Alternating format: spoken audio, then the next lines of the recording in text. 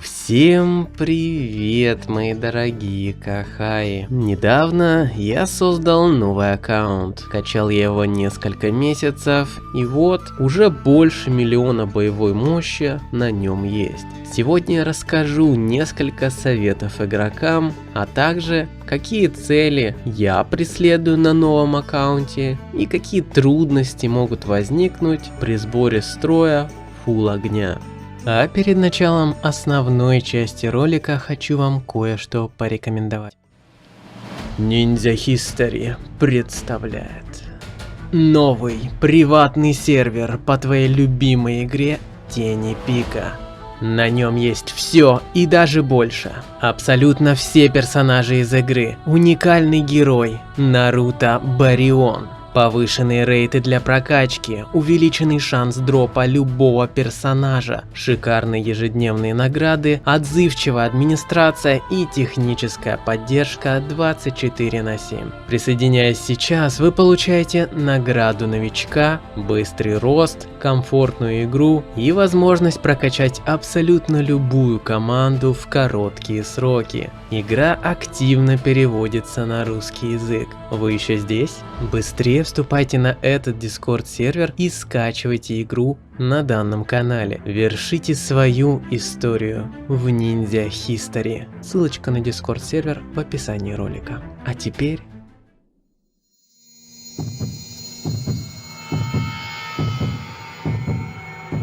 Насколько вы знаете по видео про эффективность, первое, с чего стоит начать новичку, это ввести все промокоды. Они, к слову, есть у меня в Дискорде. Не забывайте этот простой, но очень важный шаг. Ведь некоторые промокоды дают по 100 и даже 200 свитков призыва, золото и полезные плюшки, которые всегда в дефиците. Лично я завел новый аккаунт с целью создать строй фулл огня. Я хотел, чтобы пламя битвы охватило всю арену и врагу было некуда от него деваться. Но так ли это на самом деле хорошо?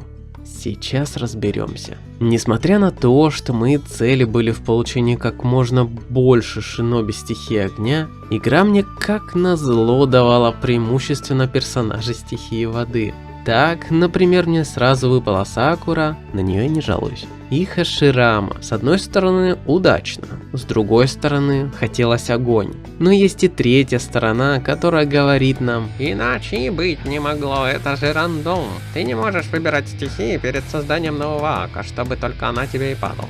Я могу ответить, что есть донат, который с легкостью решает эти проблемы. Но я не хочу про него и слышать. Монетизации на ютубе нет.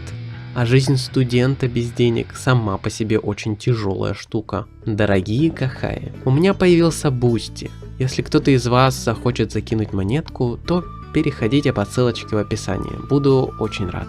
Игра. Ну вот скажи мне, какой донат? Я тебе даже первое пополнение не внесу. Но потом все-таки внесу, мне не будет хватать 100 голды на скин Шисуи, всего лишь 100. И раз донат у нас вычеркнут, то вот совет от меня любому игроку. Примерно запланируйте, кого вы хотите качать. Например, фулл строй огня. Выделите для себя персонажей, которых точно не будете сливать в корм. Вот я сразу поставил цель вкачать Какаши Сусана, хоть он и не такой доступный персонаж на сегодняшний день, но пусть так. В этой игре главное терпение. Затем пусть игра дает вам с рандомных призывов и фрагментов кого хочет. Вы не обращайте на них внимания, ведь в основном это будет корм, который пока вас просто будет держать на плаву. Качайте любого персонажа до 9 звезд. Лучше тех, у кого больше всего повторок. А уже после 9 звезды собирайте нужных именно вам персонажей. Ведь потом корм 9 звезд можно вставить в основных шиноби и ничего не потерять. Например, у меня был Му вкачанный на 9 звезд, который мне совершенно не был нужен. Я спокойно слил его в Итачи, который мне так необходим для состава. Параллельно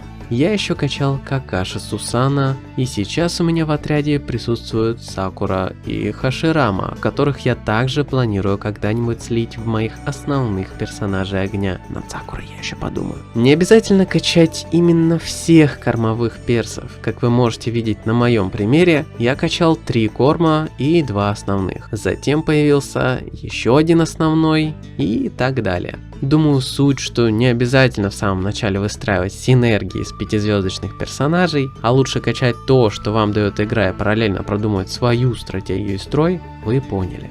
Теперь хочу немного рассказать про магазин реликвии. Берите оттуда только тех персонажей, которые у вас уже есть, и которых в дальнейшем вы планируете оставить в отряде. Я не советую вам брать Хашираму, если вы не планируете комбинировать его с Кисамой или Табирамой. Ведь до 10 звезды, да, он будет приносить пользу, но как только вы сделаете из него солнышко, то высока вероятность того, что он не будет выдавать желаемое количество урона, а станет бесполезным, если он не в строю воды. Также в реликвии не стоит брать Гая, он сейчас совсем не играется, а также Корм Хидана и Гинкаку. Всех остальных можно брать, но смотрите уже по своим составам. Тот же Обита, например, хорошо заходит в команду огня и в целом может навести суету. А вот если никого из магазина реликвий вы оставлять не планируете, то смело берите здесь что душе угодно. По своему примеру скажу, мне изначально выпал Хаширама, а на 7-й день я получил его повторку за награды в игре.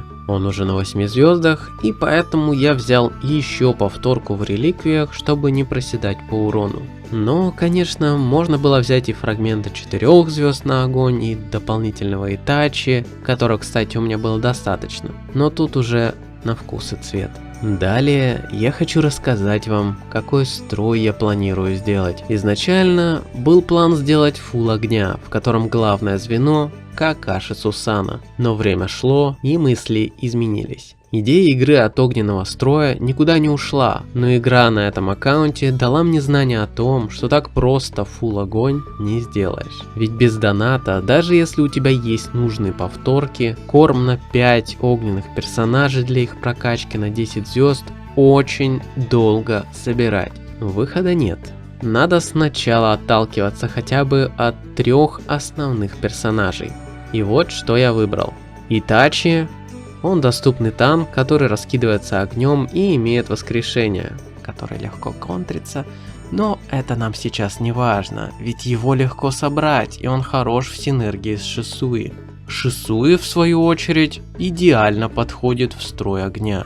Это один из лучших дамагеров в игре в принципе. Его используют даже в таких отрядах, где нет и намека на других персонажей огня. И даже там он хорошо себя показывает. Но нельзя исключать того, что урон Шисуи разгоняет именно огненные дебафы. И чем их больше на врагах, тем лучше. Например, пассивка Шисуи повышает его урон на 20% для тех, на ком висит пламя или горение. Также со второго навыка он 100% критует, если на врагах огненные дебафы. А если мы вкачаем ему нингу, то его первый навык будет бить всех. Это просто идеальный персонаж для моего строя.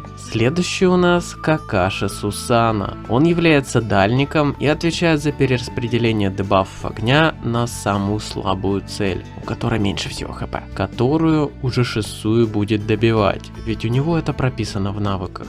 Какаши бьет всех, а Шисуи добивает. Хорошая синергия.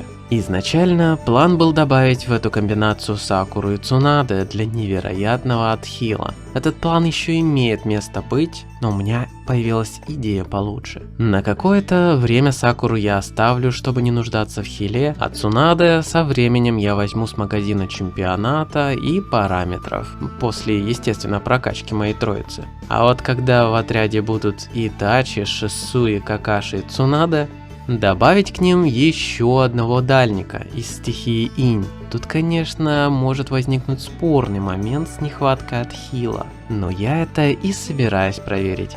Сейчас у меня на примете Кабуто как один из самых доступных Инь персонажей в игре. Он даст дебаф метки Рикуда для отхила Цунаде, а я напомню, что Цунаде отхиливает от нанесенного урона врагам дебафами.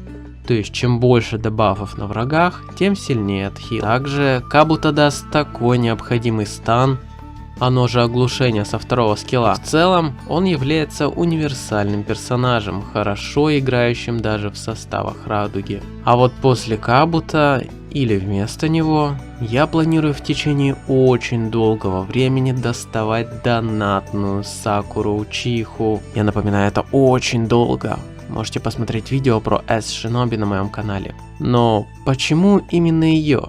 Потому что, на мой взгляд, она внесет больше полезного в мой строй, чем Кабуто. Давайте разбираться. Она является дальником и будет наносить урон примерно по такой же стратегии, как и Какаши Сусана. То есть первый раунд атакует двух врагов, второй раунд всех. Также она прикрепляет метки Рикуда и пробивает щитки. А теперь к самому интересному. Во втором навыке написано: если у врага есть дебаф, то она наложит метку. А я скажу, что в строй огня дебафы на врагах висят всегда. Это просто месиво изгорения. Также еще кое-что заинтересовало меня в персонаже Сакура Учиха.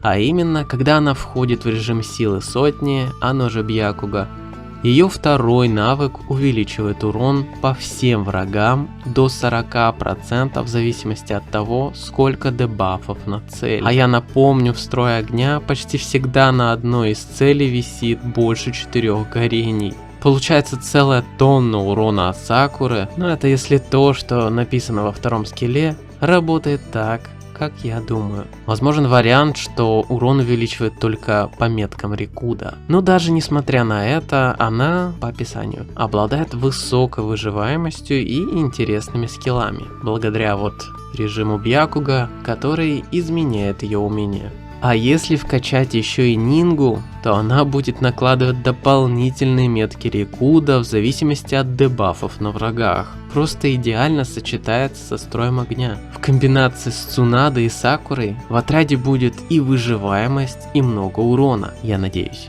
Конечно, все это я еще только собираюсь проверять, но на листочке все выглядит супер красиво. Также нельзя не сказать о проблемах огненного строя и его особенностях. Во-первых, собирать такой строй тяжело. Цунаде почти нигде не достать, а в параметрах она дорогая. С Шисую подобная проблема. Он есть во многих магазинах, но в жертве можно взять только один раз. Параметры в целом не дешевое дело, а в адской тренировке фармить очки также очень долго. Но терпение и все возможно. Советую сначала взять двух персонажей огня и качать их до 10 звезд, а остальные герои в строю сделать их разными стихиями для более быстрой и удобной прокачки. Затем, после 9 или 10 звезды уже формировать 3 или 4 основного персонажа огня. Так выйдет не слишком накладно и долго. Вообще я планирую не делать 5 персонажа огнем, а сделать его точно им. А Цунаде уже собирать параллельно, а пока собирать Сакуру. Вот такие планы, друзья. Также очень хочу добавить, что в строй огня обязательно, просто обязательно надо ставить Сон Гоку. Эта тварь дает оглушение, если на враге более 3 слоев горения. А у меня с Какаши, Итачи и Шисую уже на врагах висит по 8 горений и больше. Сон Гоку очень полезен в эту команду. Правда, оглушается обычно 1-2 цели максимум из-за перераспределения пламени у Какаши Сусана. Но даже это очень сильно облегчает жизнь строю без контроля. Также как дополнительный контроль у меня на Шисую висит книжка с оглушением, если он нанес более 30% урона. Друзья, пишите, что думаете в комментариях. Обязательно выскажите свои мысли про персонажа Сакура Учиха. Буду очень рад увидеть советы или пояснения по ее скиллам от тех, кто ее качает. На этом все. Всем спасибо за просмотр. Ставьте лайки.